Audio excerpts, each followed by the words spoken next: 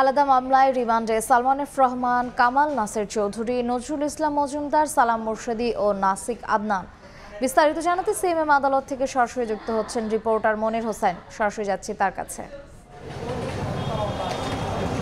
দুপুর গড়িয়ে বিকেল হওয়ার সাথে সাথে আদালত প্রাঙ্গণ হট্টগোলে পরিণত হয়। আদালতে তোলা হয় এক্সিম ব্যাংকের সাবেক চেয়ারম্যান নজরুল ইসলাম মজুমদার, খুলনা ৪ আসনের সাবেক সংসদ সদস্য সালাম মুর্শেদি সহ মোট ৪ জন আসামিকে। সেক্ষেত্রে শুনানি শুরু হয়। তারপরে সেখানে যাত্রাবাড়ি থানার ইমন হত্যা মামলায় এক্সিম ব্যাংকের সাবেক চেয়ারম্যান নজরুল ইসলামের ১০ দিনের রিমান্ড আবেদন করে পুলিশ। সেখান থেকে বিচারক আরিফুর রহমান ৭ দিনের রিমান্ড মঞ্জুর করেন। সেখানে শুনানিতে আসলে পুলিশ বলেছিল যেই বৈষম্য বিরোধী ছাত্র আন্দোলনে ইমন যাত্রাবাড়িতে নিহত হয়েছিলেন, সেই ইমন হত্যা মামলায় ওতপ্রোতভাবে জড়িত ছিল নজরুল ইসলাম এবং অর্থ দিয়ে সহায়তা করেছিলেন। এবং আরেকটি মামলা অর্থাৎ আদাবর থানার একটি হত্যা মামলা, পোশাক শ্রমিক রুবেল হত্যা মামলায় খুলনা ৪ আসনের সাবেক সংসদ সদস্য সালাম মুর্শেদির ২ দিনের রিমান্ড আবেদন মঞ্জুর করেছেন আদালত। এবং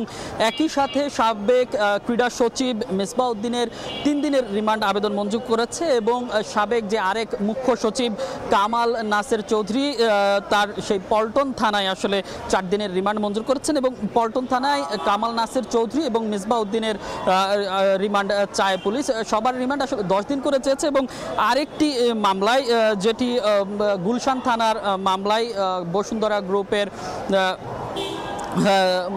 গ্রুপের আদনান, তার 2 দিনের রিমান্ড মঞ্জুর করেছেন। তো আমরা শুরুতেই যেটা দেখতে পেয়েছি, যখনই এই আসামিদেরকে বিকেলে আদালতে তোলা হয়, সেখানে নিচে আদালত প্রাঙ্গণে হট্টগোলের সৃষ্টি হয়। এক্সিম ব্যাংকের চেয়ারম্যানকে যখন আসলে বের করা হয়, তখন এখানে বিএনপিপন্থী কিছু নেতাকর্মী এবং এক্সিম ব্যাংকের যে চেয়ারম্যান তার পক্ষের লোকজনের সাথে এক প্রকার হাতাহাতি হয়। এবং তারপরে আসলে শুনানি দেওয়া হয়। শুনানিতে সবার 10 দিনের করে রিমান্ড চায় পুলিশ। পরে বিভিন্ন বিবেচনা এবং যেমন নজরুল ইসলামের শারীরিক বিবেচনা চিন্তা করে তাকে 7 দিনের রিমান্ড এবং সবাইকে ভিন্ন ভিন্ন যে দিনের সেই দিনের রিমান্ড আবেদন মঞ্জুর করেছেন আদালত। তো সিএমএম কোর্ট থেকে এই ছিল আমার কাছে এখনকার পর্যন্ত সব শেষ।